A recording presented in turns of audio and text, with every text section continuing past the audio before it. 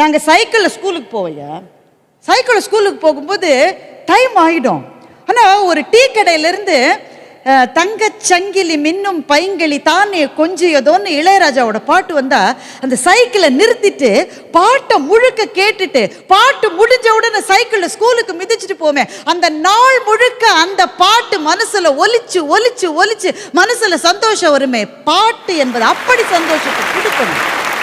உங்க தலைமுறையில் நீங்க 90s கிட்ஸினுடைய பிரச்சனை என்ன தெரியுமா?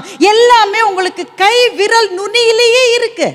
நீங்கள் எதையுமே தேடி போவதில்லை, எதற்குமே காத்திருப்பதில்லை. நாங்கள் தேடி தேடி காத்திருந்து காத்திருந்து கனவு கண்டு கனவு கண்டு அதை அடைந்த பிறகு இருக்கிற மகிழ்ச்சி எதுக்குமே காத்திருக்காம எதையுமே தேடி போகாம எல்லாம் கையில் இருக்கிற உங்கள் தலைமுறைக்கு அந்த மகிழ்ச்சி எப்படி வரும்னு நான் கேட்குறேன். என்னை பற்றி கல்யாணம் ஆயிருக்கு, நீங்கள் அங்கே இருங்க, நாங்கள் இங்கே இருக்கோம். இதெல்லாம் நாங்கள் சம்சாரம் அது மின்சாரத்திலே பார்த்துட்டோம். இன்னும் இன்னைக்கு தான் இவங்க கண்டுபிடிச்ச மாதிரி.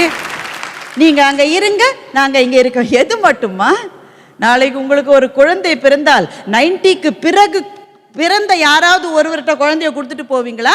90க்கு முன் பிறந்த உங்கள் அப்பா அம்மாவை தேடி போய் பிள்ளைய பார்த்துக்க ஹெல்ப் வேணும்னு கேட்க மாட்டீங்க. நீங்கள் இப்போ அப்படித்தான் சொல்லுவீங்க.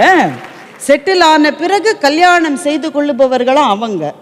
நாங்கள் செட்டில் ஆகாமலே நாங்கள் கல்யாணம் பண்ணோம். அது ரொம்ப உண்மைங்க. செட்டில் ஆகிறதுக்கு முன்னாடியே தான் நாமெல்லாம் கல்யாணம் பண்ணோம், 90ஸ்க்கு முன்னாடி பிறந்தவங்க. ஆனால் அனுகிரகா செட்டில் ஆகி கல்யாணம் பண்ணிக்கணும். செட்டில் ஆகிட்டே இருந்தால் கடைசியில் 60ஆம் கல்யாணம் தான் பண்ணிக்கணும். ரொம்ப நேரமாக செட்டில் ஆகிட்டே இருக்கு உங்கள் தலைமுறை. என்னைக்கு செட்டில் ஆகி முடிக்க போகிறீங்க நீங்கள்? அது கூட பரவாயில்லையா, ஹனிமூன் போகிறதுக்கு ஃபோட்டோகிராஃபரை கூட்டிகிட்டு போகிறாங்க யா 90s கிட்ஸ். நம்புவீங்களா நீங்கள்? சுஜித் சொல்றாரு, மனதுக்கு பிடித்த வேலையை மில்லேனியல்ஸ் தான் பண்றாங்க. சுஜித் மனசாட்சியோட பேச. இப்பதான் தி கிரேட் ரெசிக்னேஷன் ஒன்று போயிட்டு இருக்கு உலகம் முழுக்க.